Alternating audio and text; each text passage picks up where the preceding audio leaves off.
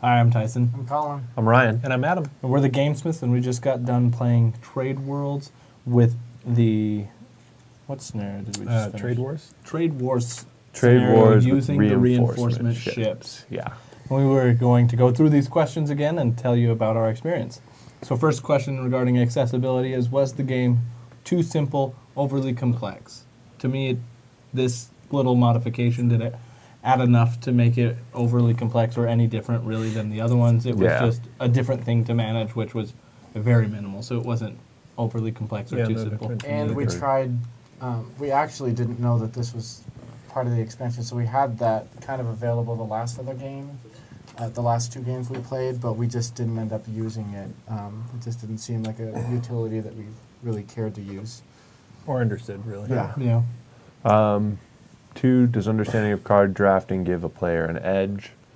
Yeah, I mean, I would say you drafted yourself a good little deck there. I did, yeah. And that helped. That but wasn't specific to the mod, was it? It wasn't specific. No, nothing different. I still think, that just knowing how to play this game and getting rid of the junk cards and buying the good ones is, right. The way to go. So. Knowing what you're going after and how you're going after it. I mean, more experience gives you that, and so that's just... But it's still a lot of luck involved because you don't know, like Tyson had 3 Doomsday devices on the top of his deck, so he was able to just go for that strategy, and then he had his 3 5s and didn't really have to invest much more in his purple deck, whereas the rest of us may have had a different luck in our It'll change every popping time. up. Yeah. So then, next question is: do you feel that during the game you were on even playing field with your opponents? This one I felt a little bit more even than some of the other ones, but I also think that was a product of us knowing how each other worked, knowing that Ryan, if he used his ability, was going to run out ahead and win this trade war. I was supposed to be returning these to my hand after my ships got destroyed, and I wasn't even doing that. But knowing how other players interacted made it so that we could self-balance it. That didn't, to me, make it feel like it was an even playing field because of experience, I think. Right. I still didn't think it was balanced. And we all came in, we all came in one turn away from winning, I think. So, I was only one more turn away from winning. Adam was only one more turn away. Colin was only one more turn away from winning.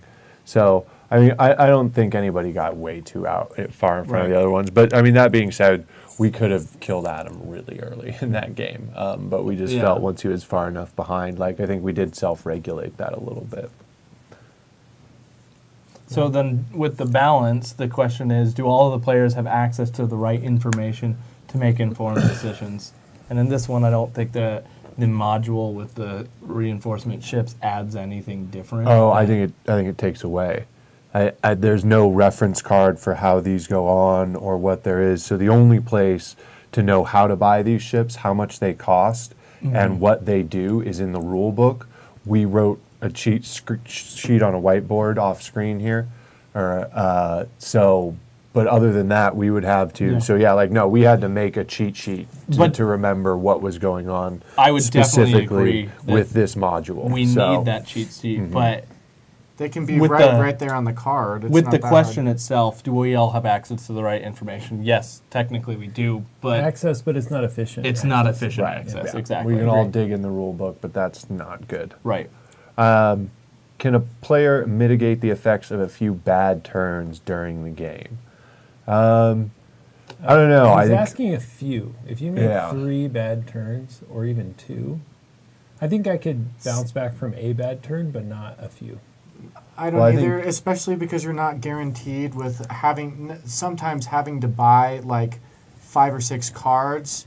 You're not guaranteed to be able to buy a ship if everyone starts gunning for you, getting down to 3 health and someone has 2 ships and you're just going to die. Can I really quick change this to, can a player mitigate the effects of a few Doomsday devices during the game? Because as soon as Adam had 2 successful Doomsday devices against him, that was pretty backbreaking. One, I think you can survive, and because there isn't a worse turn than just losing your ship for nothing. No, nobody did anything. There Well, was no I- chance. Right. It doesn't. have a It doesn't make you single- incentivized to use those extra ships either, because you can get Doomsday And when you wiped have out, one of yeah. those, and they're like, "Well, I just spent 10 credits to buy this thing, and then Right. it just got Doomsdayed," and Well, that's why I didn't even want to do it. I never even had the right cards to build another ship after that. Sure. And so I went with the strategy of trying to convince you guys I wanted out of the game, and then just bank as many credits as I could, and hopefully you guys. I wanted to bank to where I have 15 out, and then play that I just was Yeah. gonna pick a different strategy from there, and hope I could accumulate 5. And But to play I devil's did, advocate, and Ryan killed me the moment I had 5. And Yeah. I was so close to pulling that over, but I didn't. but to play devil's advocate for this question, only because of the strategy I had.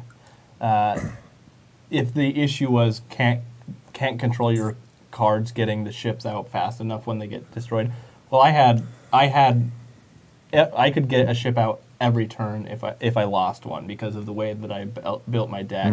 Because I just would use the draw 2 action to ensure that I had enough of the cards to draw. Because I had 6 purple cards, I think, and then I usually would be able. I mean, there was the off chance that I didn't get all 3 of the cards, but most of the time I could, from my draw up, I could get those cards, and I was able to do that. And so, Well, but if But you in go my with that sit- strategy, then this scenario never matters. right, No one's it ever wipes going to it get out. 100. The only scenario now, because you can add or kill everybody to each of these scenarios for a win condition.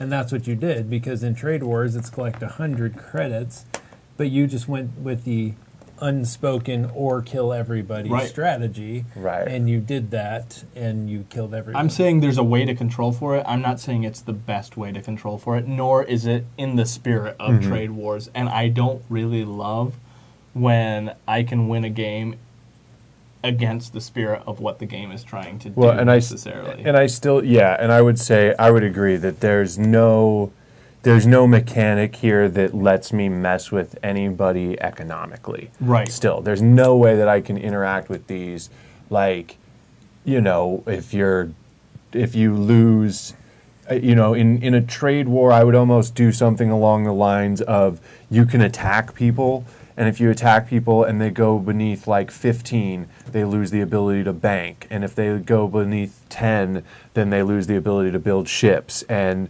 they have to spend credits or something to heal themselves back like up. crippling your Right, economy, so you yeah. can't actually kill somebody in your trade war scenario.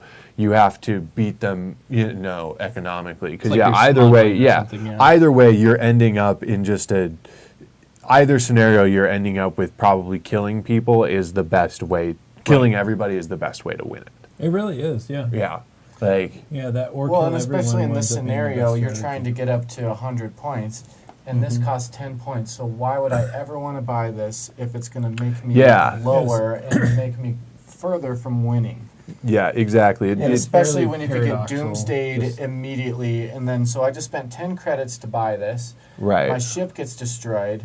This goes away, and I spent 10 credits, so I'm losing now. Yeah, It's they are 10% of your win condition. Yeah. so it pretty can't pointless. It No. only Wow, worked in to my put out a advantage ship. because I knew from the onset. Well, I you had wasn't abandoned going that for win the- condition, Yeah, yeah. I was going. I only banked to get 2 ships so that I could go and just kill people. But your ability determines your strategy, where you're getting Right. out ships faster, and you just say, "I'll get them out faster than anyone else, and I'll kill everyone that, with my yeah, ships." exactly. It determined that track for me, and Well, if I were you, I'd never try to bank 100. I would no, go straight exactly. for that And I've kill never everyone tried that strategy. in any of the plays that we've done. I've Yeah. never tried to actually win by banking. yeah.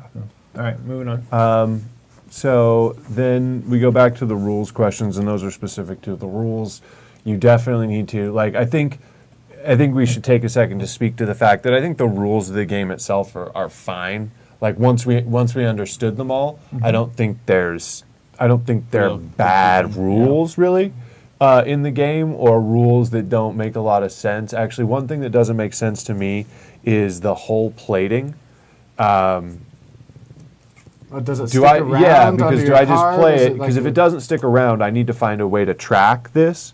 And if then it also means I can play this same card over and over again On the same ship, eventually getting it up out of anybody's range of possibly killing it without a Doomsday device, or I have to attach it permanently to a ship. And it doesn't have the indicator in the top right of the card like the Right. like the weapons. But or then that means, stuff. unlike every other purple card, I lose this right out of That's my what I deck's mean, rotation. You know, so this card particular is a little confusing, even that once I understand the rules. But clearly, I mean, you're still sending us revisions of the rules in the 11th hour, so you understand that they still need some work. So the rule book does still need some work, but the rules overall, once you understand them, are pretty solid. As far as they're not confusing. We weren't referencing the rule book a lot when we were playing. And if you specifically noticed. pertaining to this module, there's This Yeah. is a very simple No change. module. It actually isn't quite that simple because the price actually scales differently for which ship you're buying it okay. for, and that was something that was forgotten. I read it out at the beginning, but yeah, Oh. so it's actually 11, 12, 13, 14, 15, Oh, depending that's on more which. expensive. for Right, however many depending years. on no, just depending on which class of ship. The nicer Oh, the so ship, I the have to- higher the price. So you technically probably should have So I owed should have about had one like more. 5 or 6 more. Well, into I the had pot. 5 left, so I mean, but Right. Yeah. So you should have been down to about 1 or 2 0 left. or Yeah, maybe, depending. Yeah. So, but it You doesn't didn't really seem to matter. Yeah. So yeah, I mean, it was like I said, you definitely just need a reference card for what's going on with these things because it's Exactly. too much information for somebody to memorize, and it's not intuitive in the flow of the game kind of information, like play a card, pick a card, 3 cost, pay 3 to buy 3 kind of stuff. Well, and with the luck of the draw for your ship deck, you're not guaranteed to get the type of reinforcement you want. Like, maybe I want to have an extra life on my Sentinel, but Yeah, it is confusing that you. I wish Right. that you could use the different reinforcements on Whatever ships that kind I of ship, didn't yeah. have, because it's like, well, what if I don't want +2 to my attack? What if I want to be completely defensive, but all I have is a Sentinel or a cruiser, and I can't do that. I'm gonna roll that comment into the next question. Do the game elements match the theme? And speaking specifically with this, and for the exact reasons that Colin just said, no, I don't think they do. The reinforcement ship that you send out shouldn't have to match the ship that's already out there. Thematically, Logically, yeah, like thematically, and just like if you're in some kind of space war, I'm gonna send the ship that buffs up. I want to send The a needs. reinforcement ship that is going to buff up the needs. So yeah, I want to put a gunship to reinforce my Heavily other ship armored, that yeah. has low defense because gunships up yeah. the defense roll. Which, by the way, I would switch that. Sentinel should up defense, gunship should up Absolutely. attack. Yes. Just as far as Yeah. logically, that's just how I Yeah. think about it. I think we Absolutely. all, yeah. So, but those kind of things. So yeah, so you should be able to send a frigate to protect any of your best stuff. You shouldn't, yeah. So just You thematically, either have it or you don't. Right. And you send what you want. and it reinforces Right, it's whatever Not, ship. Well, we only have that out, so we can only send Right. thematically. That makes no sense. Saying that this ship can only accept one type of reinforcement doesn't make sense. And it makes you Saying want a to sh- buy it more, Right. too. Like, instead of just saying, well, I have my Yeah. frigate out Yeah. so I can get an extra life on that. Okay. Or, oh, I have a Sentinel that I can get an extra life on. That sounds something like I would spend 10 life or 10 credits. It makes to it get. far more worth it to be able to do that. And when you have the selection and they become limited, you can say, well, I have a ship out here that needs this, but that ship also needs the same thing. So which one do I put it on? And so it's a limited resource, which I think is a better way to handle that rather Right. than it's a specific resource attached to one. Right, and so that kind of answers the next question: do the game's themes make sense, or does it feel pasted on? Overall, I think it makes sense. Sending a ship to reinforce your other ship makes sense and doesn't feel pasted on. The fact that a specific ship, one ship can only receive a specific type of reinforcement feels clunky and just doesn't fit with your mechanic. But overall, that concept, I think, fits within your game. Agreed. Yeah, because Yeah. it's so lottery the way you build your deck. Right, You're what not- ships you can you're put just out. not guaranteed to get the ship you want Right. for the reinforcement you're So gonna want. giving you that level of control, where everything here is random, but now you have some control in how you spend your upgrades. You're right, absolutely. It incentivizes you more to buy the upgrades. The next two questions within design, I think we've covered fairly thoroughly. And so I'm going to skip into the other questions, which is discuss if gameplay did not meet or exceed expectations. In this, I think the game does well to reward experienced players. The more I get, the more I've played it, the more I understand it, the more control I understand to have with it. I don't know if that's necessarily a great thing in the onset of the game, because the first game was a little rough for me and a little bit difficult for me to feel engaged with, because there were a couple of things, including the card design and just understanding there's a individual trade row instead of a collective one, and there was just a few things that I didn't my expectations weren't met for the first game. But if I stick with the game, I feel more able to do what the game is intended. But I think that you want to find a way to make sure that people can feel the reward of playing the game in the first time without having to have played 4 or 5 different times of the game to really get the full experience of the game. Yeah, and I'm going to just say specifically for this module that we played, no, it didn't meet my expectations. Playing Trade Wars, you actually unlock your ships earlier than you do playing Space Wars, which incentivizes a more aggressive play style, which makes the trade victory harder to get. And if I'm playing Trade Wars, I think that my win condition should be trade related. My expectations are the best way to win this is to save up money. But I think that with how the mechanics of the game are built, you're incentivized. You can build a big fleet earlier, and it actually enables a more aggressive strategy than Space Wars does. So specifically I get how for that this, creates like a way to stop An intimidation factor. the obvious strategy, but all it ends up doing is prolonging the game. It doesn't make it more interesting. It doesn't. It says, well, we'll give you ships earlier so you can fight each other and make it harder to gain those credits because now everyone's fighting and not banking. Unless you have it like a doesn't do merchant it in ship an or interesting something. way where it's like, ooh, this got more complicated. I have to think through a tougher strategy, and I have to feel really accomplished and excited when I crack the code. It's just makes the game longer with no apparent benefit. Yeah, as I was saying, like unless you add like a merchant ship or something that whenever the specific ship attacks or defends, you get 5 credits or something. right? Well, we are going to play kind of a variation along that next that does have like merchant ships essentially, and ships that I've go on even missions. been peeking at these cards, and this seems more interesting. So yeah, first To answer this Trade Wars, question, like- I don't feel like just adding this modification of the support ships really feels like an expansion to me. I don't know how much you would in your head charge for an expansion. Well, like he this. called it a module, so I don't Does think it it's come an with the base expansion. game? I'm not sure, but that's not clear. But the If it comes with the base planetary game, thing to me that we're that's about like, to oh, play. that's interesting. Yeah. I could add some chips in and make this slightly different. but I If it don't is see an why I actual would add it. expansion, I would be. I don't think I would. I would keep it with the base game. Yeah. It doesn't. There's not enough there that makes it. Yeah, I guess I don't wouldn't understand play that. the We base don't game clearly know without if this that comes with the stuff. base game. Right. No. Okay. They call this a module. They call the other thing an expansion. So Okay, I would if- say this comes with the base If game, this and comes the with the base, expansions that's are expansions. That's But cool. I like either that. way, that's not. Yeah, just. But it doesn't add. An aside. We don't feel this is a standalone Right. expansion. We feel No. that this should be included in the base game. Correct. And yeah, is not enough content on its own to be a standalone expansion. So, the next one on here is to discuss the personal level of thinking and overall level of downtime experience.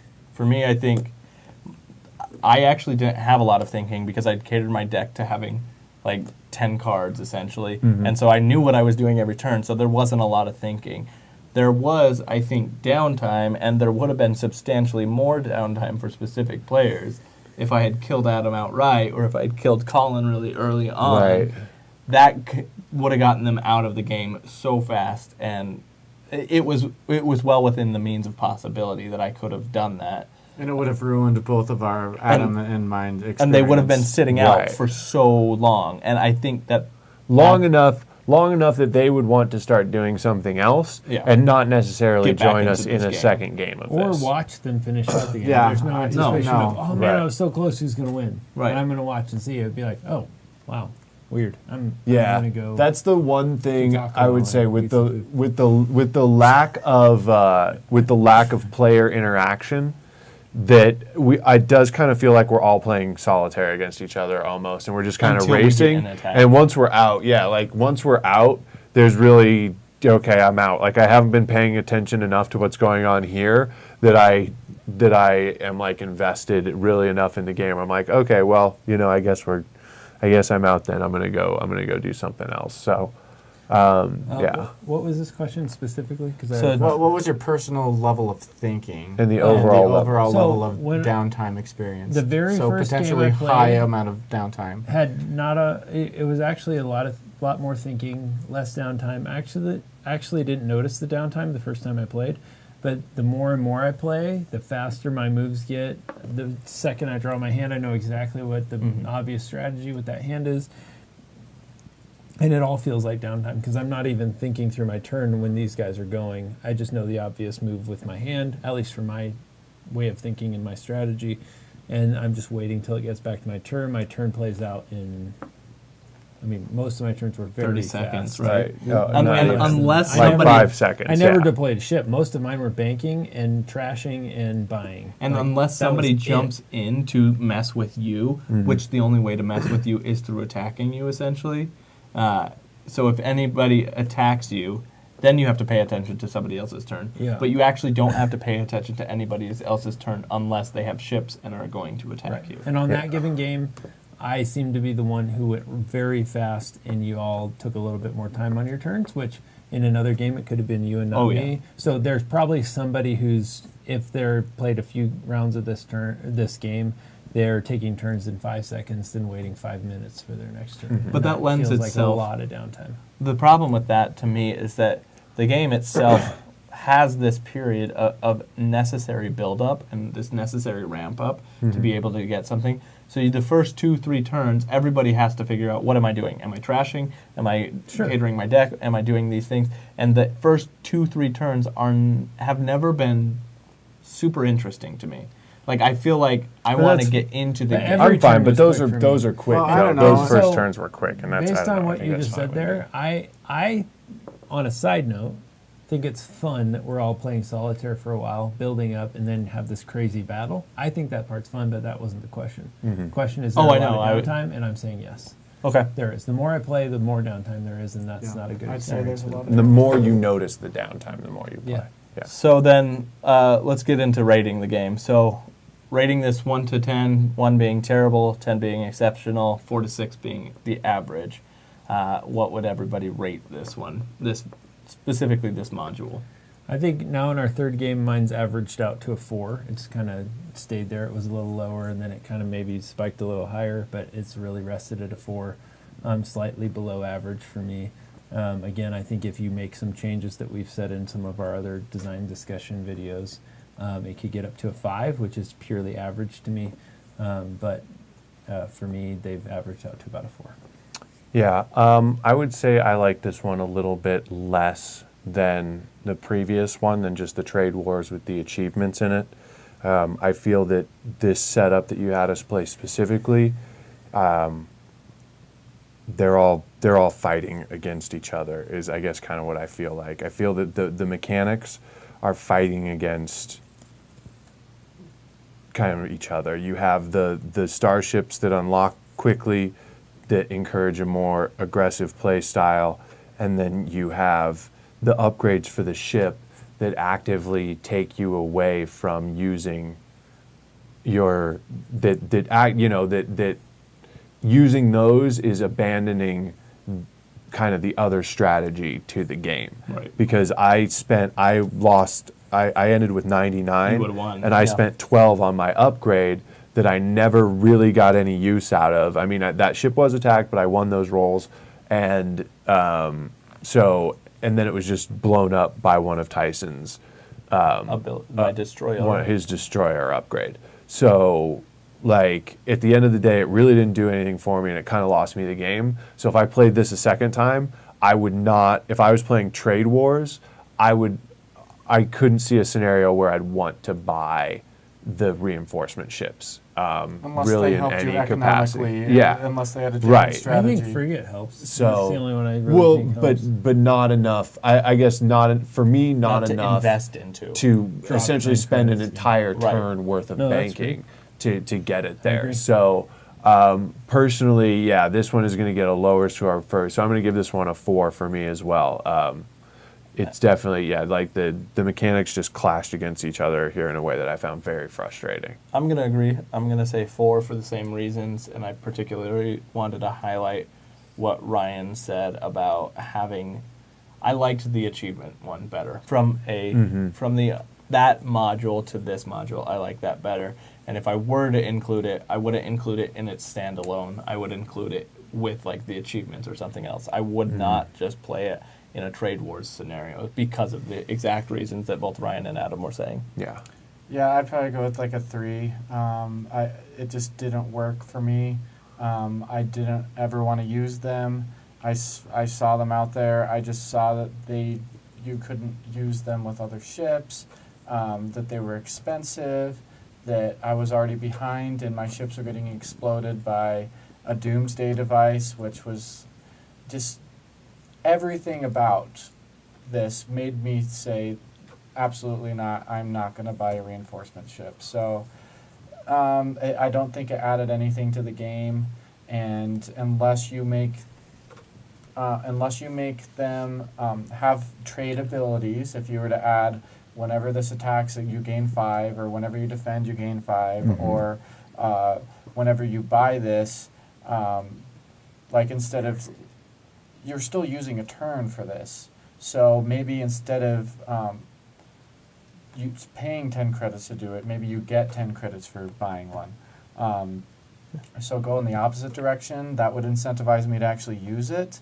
And I don't see why using a turn for that is not so horrible when I could be banking. It makes you want to use your ship, so that's an option. But the way it is right now, it doesn't work with the trade war scenario. Yeah, it does essentially cost you 2 turns. Yes. It costs you a turn worth of banking and your turn because it's your move for that turn. So yeah. Real quick, I'd like to add a little bit more feedback. Sorry. This isn't a question, so I don't know when else I would say this, but just looking through all these, what are these called? Scenarios. Looking through all the scenarios, I can't see a single scenario in which I wouldn't take a kill everyone strategy. Right. Yeah. So that to me seems like a big flaw of the game. It makes me disinterested in the scenarios because I look at all of them and just say, well, I'd probably just try to beef up and try to kill everyone anyways. The only scenario that I think makes sense is the Space War scenario, which now everyone only gets the option of kill everyone, and that's about it. So then the last question is the fun factor. We're doing a ranking again, 1 to 10 on the fun factor. For this particular game and module that we played, I would put this one at a 5. Possibly my favorite experience for fun in this game. Not necessarily because of the module itself, but because of how I was able to understand and make my deck. I had a good time understanding and making my deck very small but very efficient in what it did. But I don't necessarily attribute that to the module itself. It was just the luck of the draw in that those cards presented themselves as the most favorable options in my trade row. So I purchased those and realized that this would be a really good strategy to take given the situation I had. Yeah, you basically had the same situation I had last game, Oh, yeah. where I had like 5 or 6 cards in my deck. Most of them were 5, so I was just able to pay 15 every time.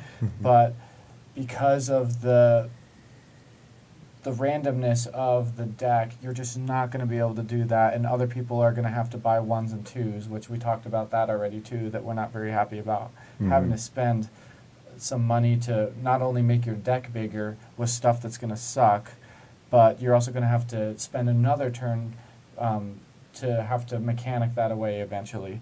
So that happened to me this time. So personally, this was about a 4 For fun factor. for fun factor, 4 or Right. 3, because I had to spend a lot of time digging through, getting the cards I actually needed. It took me a long time to actually set up and actually start using the treasury because I just didn't have enough.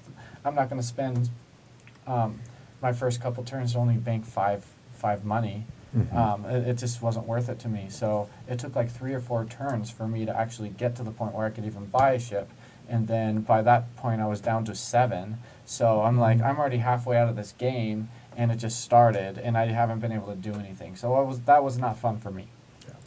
I would say, surprisingly, I'd actually give this a 6. My fun factor's leveling out at above average for me, based on your scale that you gave us, which I'm still trying to figure out why that is. But this game, even though I keep mechanically and thematically rating it at 4 or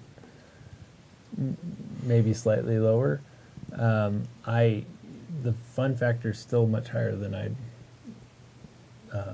assume it would be for myself. And even coming into this game, thinking I'd rated something a 4, which is below average, I would think I wouldn't be excited to play it. But something about this game makes me want to keep coming back to it. So for me personally, that whether it sounds like it or not, that's a big compliment to you guys. There's something about this game to me that's still really fun and worth discovering and working on and developing. I think this game needs a lot more development, but there's something about it that keeps that fun factor a lot higher than I think the game is mechanically and thematically designed for at this point.